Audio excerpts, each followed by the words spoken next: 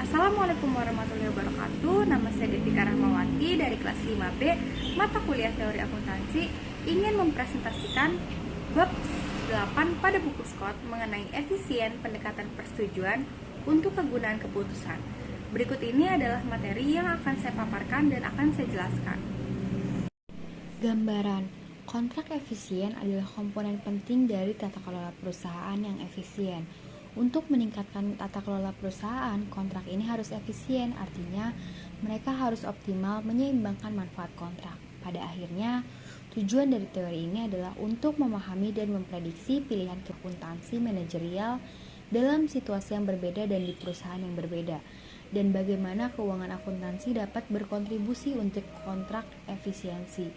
Nah, alasan bahwa akuntansi keuangan memberikan kontribusi untuk kontrak efisien, maka untuk tata kelola perusahaan adalah bahwa kontrak penting biasanya berganda variabel akuntansi.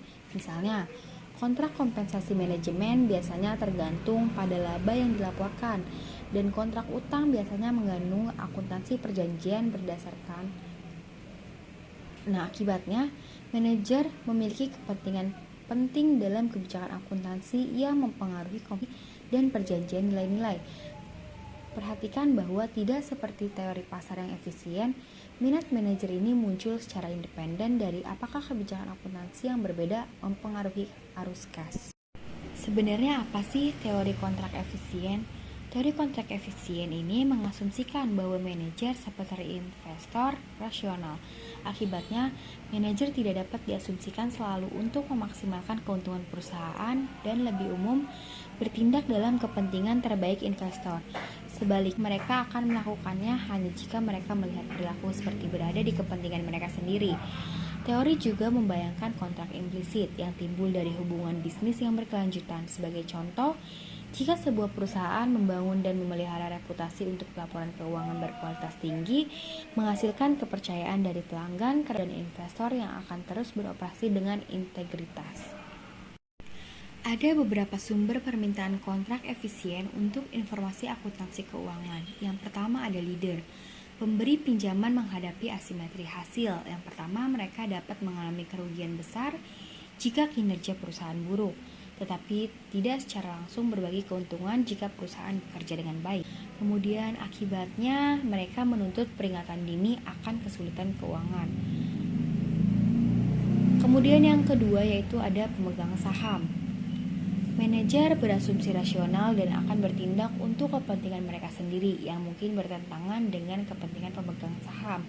Akibatnya saham menuntut informasi untuk mendorong tanggung jawab upaya manajer dan membatasi tindakan oportunistik. Kemudian ada kebijakan akuntansi untuk kontrak efisien. Yang pertama ada konservatisme. Permintaan pemberi pinjaman atas informasi tentang kerugian yang belum direalisasi lebih besar daripada permintaan atas informasi mengenai keuntungan yang belum direalisasi. Diyakini kurang bermanfaat daripada kerugian yang belum direalisasi dalam memprediksi kesulitan keuangan. Nah, kontrak efisien ini memiliki syarat konservatisme untuk menyediakan sistem peringatan dini dari kesulitan keuangan yang akan datang, serta menciptakan understatement sistematis aktiva bersih untuk membantu memberi pinjaman dalam mengevaluasi keamanan pinjaman. Ada kebijakan keandalan. Agar dapat diandalkan, informasi akuntansi untuk kontrak efisien harus berdasarkan pada transaksi pasar yang terrealisasi dan dapat diverifikasi oleh pihak ketiga.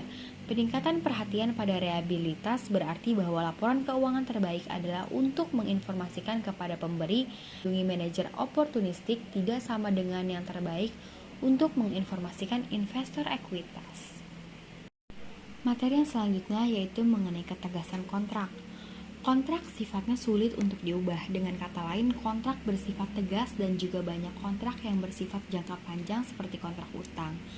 Jika kontrak jangka panjang bergantung pada variabel akuntansi, kemungkinan standar akuntansi akan berubah selama masa kontrak. Perubahan tersebut dapat secara negatif mempengaruhi perjanjian sehingga meningkatkan kemungkinan pelanggaran. Yang pertama, misalnya standar baru untuk pengakuan pendapatan atau kredit awal dapat mengurangi laba yang dilaporkan. Kemudian yang kedua, kemungkinan lain adalah untuk menggabungkan ketentuan pada kontrak itu sendiri untuk menghadapi keajaiban terduga. Dan yang ketiga, kemungkinan lainnya adalah untuk membekukan kebijakan akuntansi yang digunakan untuk menghitung nilai perjanjian. Nah, perusahaan menghadapi trade-off tata kelola perusahaan. Optimalisasi kebijakan akuntansi untuk perusahaan merupakan kompromi.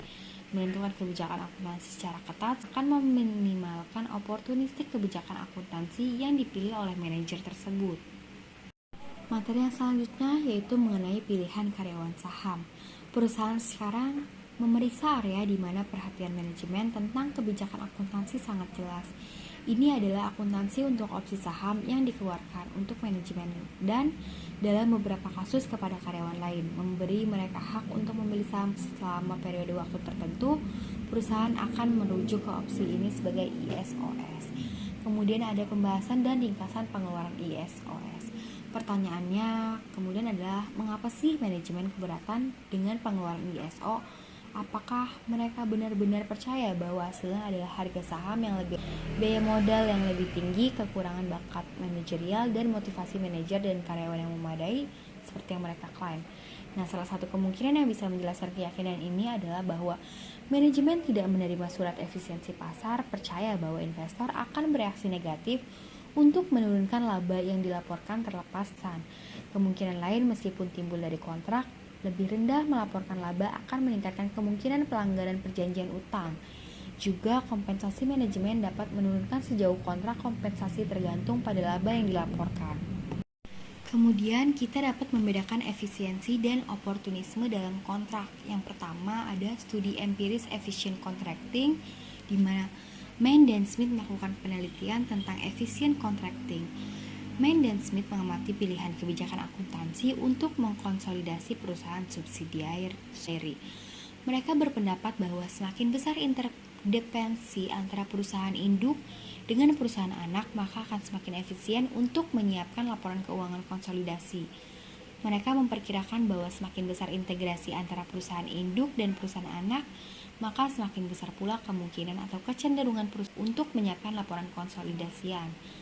Dan yang kedua yaitu ada studi empiris oportunis, di mana Armstrong, Jagolinzer, dan Lecker melakukan penelitian pada tahun 2010. Mereka mempelajari mengenai banyaknya perusahaan yang mengalami restatement laporan keuangan, class action lawsuit, dan investigasi CAC yang mungkin mengindikasikan perilaku opportunistic manager. Pertanyaannya, apakah perusahaan dengan CEO yang mempunyai delta portofolio tinggi menunjukkan perilaku opportunistic CEO yang lebih tinggi jika dibandingkan dengan perusahaan serupa dengan CEO yang memiliki delta portofolio lebih rendah? Nah, dalam penelitiannya, AJL atau si peneliti tadi tidak menemukan bukti akan hal tersebut. Karena itu, kepemilikan saham perusahaan oleh manajer sepertinya tidak menyebabkan perilaku oportunistik. Kemudian ada ikhtisar kontrak efisien untuk utang dan pengelolaan. Teori efficient contracting mempelajari tentang peran informasi akuntansi keuangan dalam menjembatani asimetri informasi antara pihak-pihak dalam kontrak. Untuk kontrak yang mencapai efisien atau efficient contracting, informasi keuangan harus real dan konservatif secara kondisional. Kemudian suatu implikasi signifikan atas teori efisien konsekuensi ekonomi. Oleh karena itu, hal tersebut menjadi penting bagi para manajer. Selama manajer memiliki fleksibilitas untuk memilih kebijakan akuntansi, mereka dapat mengubah kebijakan ini untuk mengimbangi dampak dari standar akuntansi pada kontrak utang dan kompensasi. Ada beberapa kontrak implisit. Yang pertama ada definisi dan bukti empiris.